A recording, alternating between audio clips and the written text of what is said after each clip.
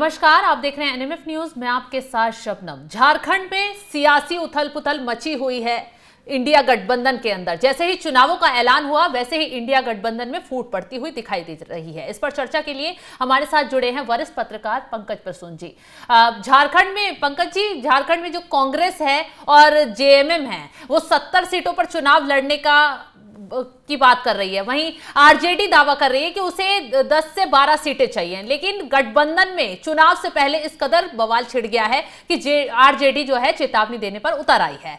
अब जिस तरीके से आरजेडी ने अब खुली धमकी 24 घंटे का अल्टीमेटम जो है हेमंत सोरेन को दे दिया है, क्या ये चुनाव उतना आसान अब इंडिया गठबंधन के लिए हो पाएगा जितना ये लोग समझ रहे थे?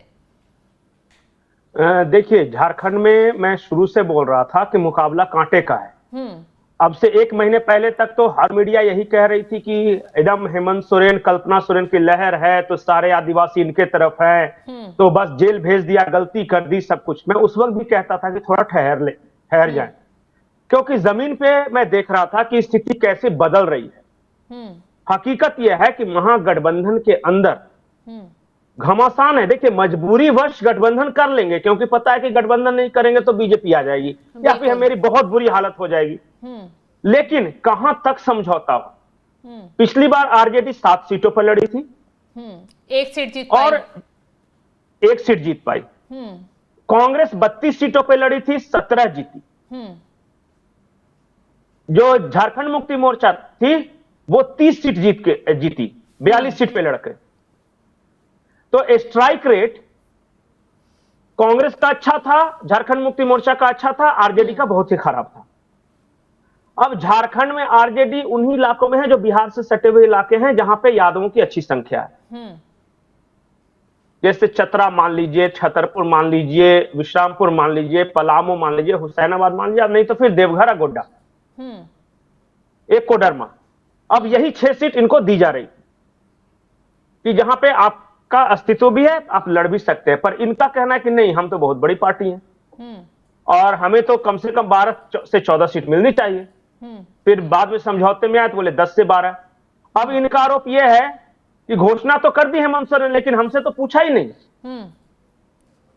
तो बेइज्जती महसूस कर रहे हैं थोड़ा।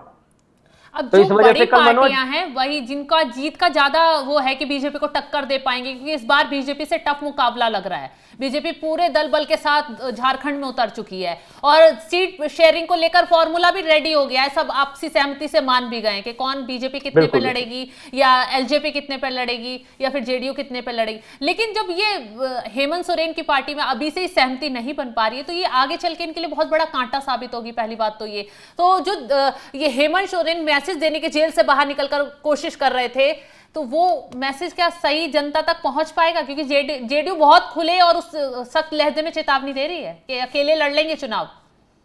देखिए, स्थिति समझिए दोनों गठबंधनों की। भारतीय जनता पार्टी ने गठबंधन भी कर लिया, सीट शेयरिंग भी कर ली और कैंडिडेट भी घोषित कर दी।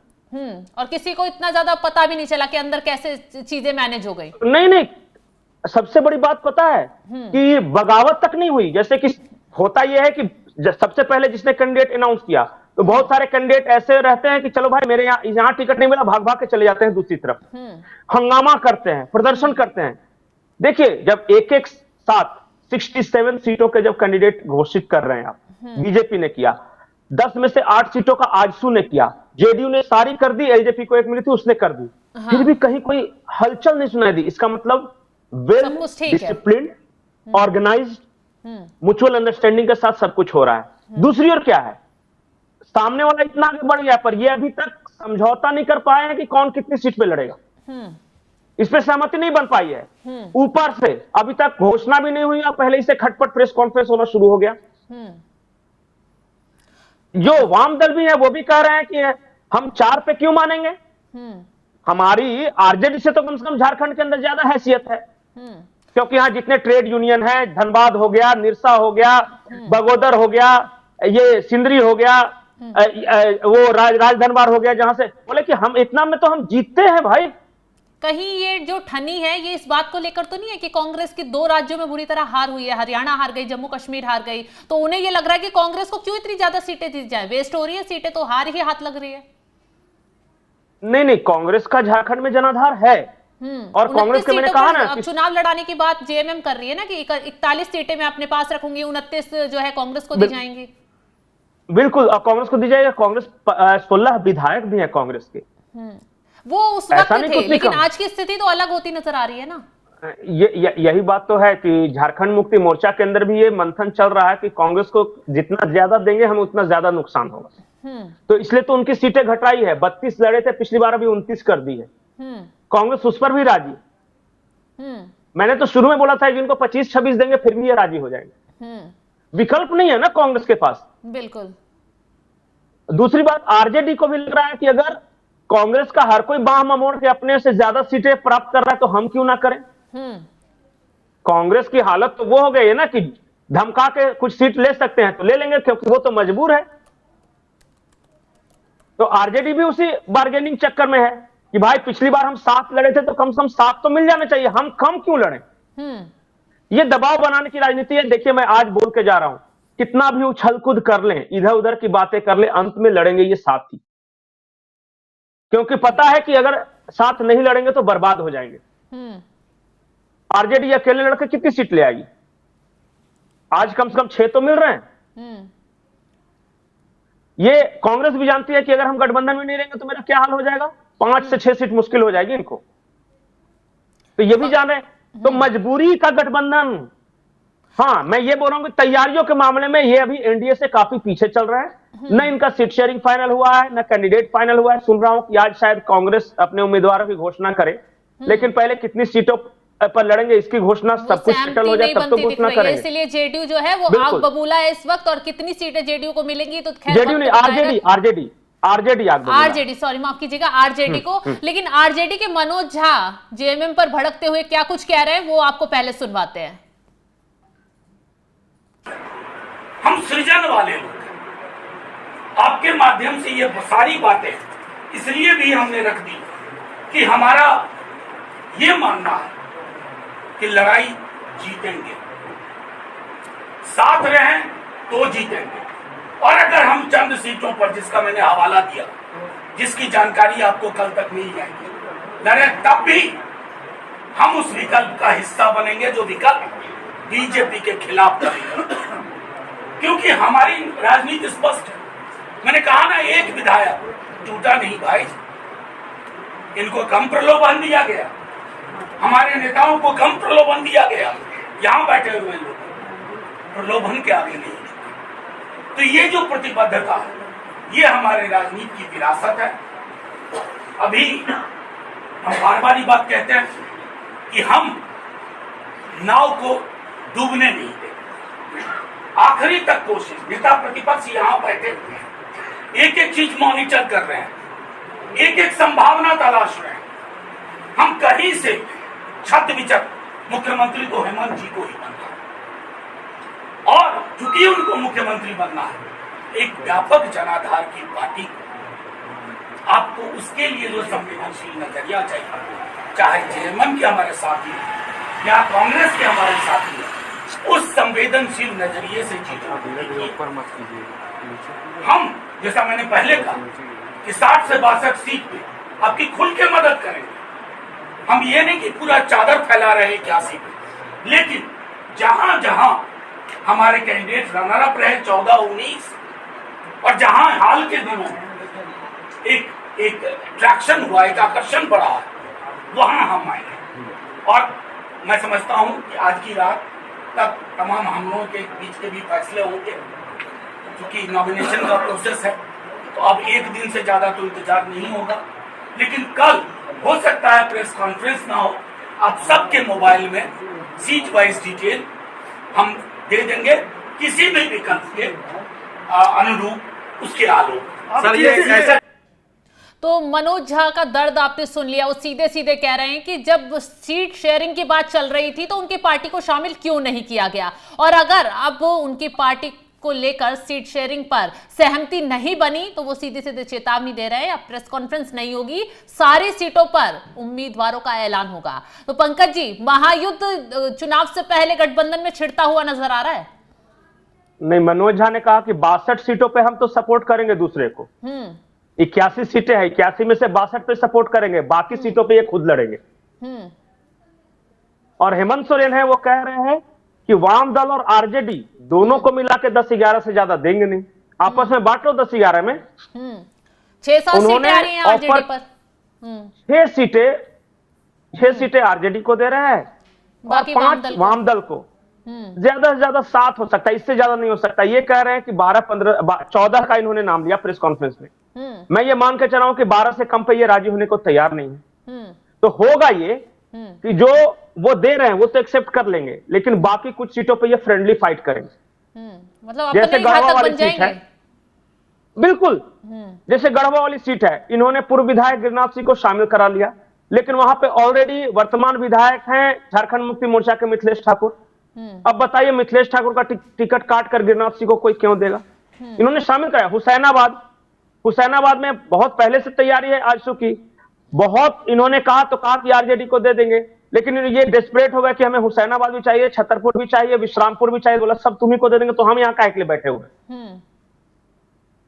तो यही बात की जीत है। मुझे लगता है कि आरजेडी कुछ सीटों पर फ्रेंडली लड़ सकती है, लेकिन मुझे अभी भी लग रहा है, यकीन हिम्मत नहीं करेंगे,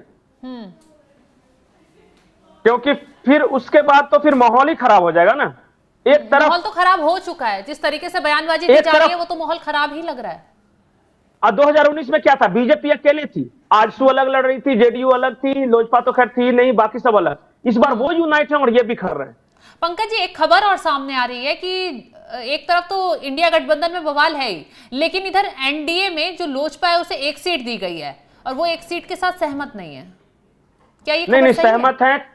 नहीं, जो प्रदेश अध्यक्ष थे वीरेंद्र प्रधान, उनके साथ कल हेमंत बिश्व शर्मा की मुलाकात भी हुई, सहमत भी हुए, और उन्होंने जनार्दन पासवान जो कि बीजेपी में थे उनको लोजपा में शामिल करा के सिंबल भी दे दिया। वो लड़ भी रहे हैं चतरा से। मतलब एक सीट पर सहमति बन गई है। हाँ, सहमत, वहां बिल्कुल सहमत भी है और अपने कैंडिडेट का अनाउंसमेंट भी सबने कर दिया जी। वहां सिर्फ 4 सीटें ऐसी है जहां अभी कैंडिडेट बाकी है, पूरे 81 में से सिर्फ 4 सीटें। बरहेट जहां से हेमंत सोरेन लड़ते हैं, वहां से भी जानबूझ के बीजेपी ने अपने प्रत्याशी की घोषणा नहीं की है कि वेट कर रहे हैं। एक टुंडी सीट है जहां पे बीजेपी ने अपने प्रत्याशी नहीं दी है।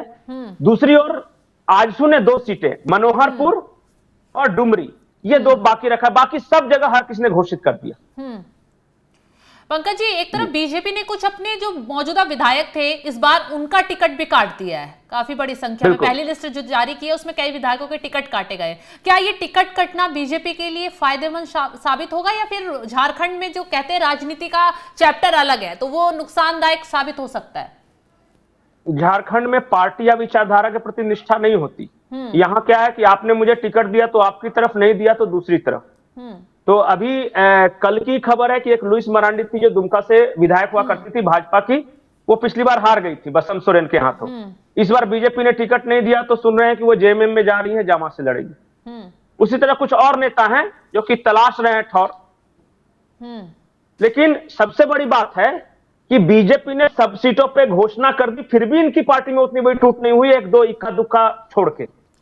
लेकिन ये टूट ही तो है ना, जब अपने ही जब बगावत पर उतर आएंगे, टिकट कट गया तो पार्टी में जाएंगे, तो हेमंत सोरेन के लिए बहुत बड़ा फायदा है।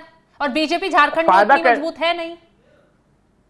81 सीटों पे घोषणा की, 1-2 गए, 1-2 के बारे में खराब रिपोर्ट थी कि ग्राउंड पे उनके खिलाफ बहुत खराब रिपोर्ट है। अब जेएमएम के ऊपर है कि उन जिनके खराब रिपोर्ट है उनको अपने में शामिल कराता है कि नहीं। ये भी तो है। 2 लोग जिसमें प्रॉमिसिंग नजर आ रहे हैं, एक लुइस मरांडी और एक गणेश महली थे। वो उनकी जगह पर चंपई सोरेन के बेटे को टिकट मिला तो वो शायद वो बागी हो रहे हैं। नहीं, चंपई सोरेन को ही टिकट मिला गणेश महली की जगह। तो वहां पे चंपई सोरेन के रहते इनका कोई स्कोप बन नहीं रहा है, तो वो क्या करेंगे, वो तो जेएमएम की तरफ चले गए। कल तक हालांकि वो कस्में खा रहे थे। हाँ, किशुन दास वगैरह ये सब तो छतरा से कटा, ये सब तो कहीं नहीं जाएंगे, इनका खुद का जनाधार भी नहीं है कुछ, ये पार्टी के सिंबल पे जीतते हैं, तो बहुत ज्यादा स्कोप नहीं है। तो मैं ये ओवरऑल जो मोटा मोटी मैसेज ये है कि एक ने सारी सीटें घोषित कर दी, कौन कितना लड़ेगा सारे पे कैंडिडेट घोषित कर दिए, और फिर भी उतनी बगावत नहीं हुई। और आप ये इंतजार में रहें कि वो घोषित करेंगे, बागी बनेंगे तो हम शामिल करा के टिकट देंगे। अब ये आप इंतजार ही कर रहे हैं। अब मजबूरी है कि 25 तारीख फर्स्ट पेज के नॉमिनेशन का आखिरी डेट है। आज हो गया 21, आपको आज या कल में घोषणा करनी होगी, क्योंकि फिर कैंडिडेट घोषित होंगे, उनको तैयारियां करनी पड़ती है, पेपर वर्क सारा करना पड़ता है, और हर कोई अंतिम दिन तो जाकर नॉमिनेशन नहीं करेगा। तो इसलिए उम्मीद यह है कि आज डी डे है इनके लिए, आज मजबूरी में जैसे करना है आपको आज कैंडिडेट घोषित करना है। बिल्कुल। तो और जिस फिर तरीके से देखिएगा पंकज बवाल, जी फिर बवाल की खबर कैसे आती है वो देखिएगा। तो जिस तरीके से पंकज जी ने बताया कि इंडिया गठबंधन के अंदर बुरी तरह फूट पड़ी हुई है, और ये फूट चुनावों के दौरान जेएमएम हो या कांग्रेस उसके लिए घातक साबित हो सकती है, क्योंकि आरजेडी ने चेतावनी दे दी है कि अगर 24 घंटे के अंदर उसके मनमानी तरीके से सीटें नहीं दी गई तो वो अलग चुनाव लड़ने का ऐलान कर देगी। और ये अलग चुनाव, जी पंकज जी कुछ कह रहे हैं आप? लास्ट पॉइंट में ये बोल रहा था कि एक तो करेला ऊपर से नीम, 35 सीटों पर एआईएमआईएम ने भी घोषणा कर दी है कि हम उम्मीदवार उतारेंगे। बताइए किसका नुकसान होगा? इंडिया गठबंधन, मतलब कि अब वहां पर बवाल खड़ा होने वाला है। बिल्कुल, ये लड़ाई बीजेपी तो नहीं और बोल रहा इंडिया हूं कि गठबंधन की नहीं लग रही, इंडिया गठबंधन के अपनों के बीच की लग रही है अब। बिल्कुल, और मैं ये कह रहा हूं कि 35 के 35 सीटों पे ओवैसी मजबूत नहीं है, लेकिन 5 से 7 सीटों पे देखिएगा वो क्या करते हैं। और झारखंड में पूरी की पूरी सरकार ही यही 5-7 सीटों के अंतर पे बनती है। बिल्कुल। तो जिस तरीके से अब झारखंड में 2 चरणों में चुनाव होने वाला है, बीजेपी एनडीए ने अपनी सीटों का बंटवारा कर दिया है, सहमति से सब चीजें हो गई हैं, लेकिन इंडिया गठबंधन में सीट बंटवारे को लेकर बवाल मचा हुआ है, और ये बवाल कहीं ना कहीं हेमंत सोरेन के लिए और कांग्रेस के लिए भारी पड़ता हुआ नजर आ रहा है, क्योंकि आरजेडी मोर्चा खोलकर बैठ गई है। तो आपको क्या लगता है कि झारखंड में इस बार चुनावी माहौल किस तरफ नजर आने वाला है? आप कमेंट कर अपनी राय में जरूर बताइएगा। तमाम खबरों की अपडेट के लिए आप बने रहिएगा हमारे साथ। नमस्कार।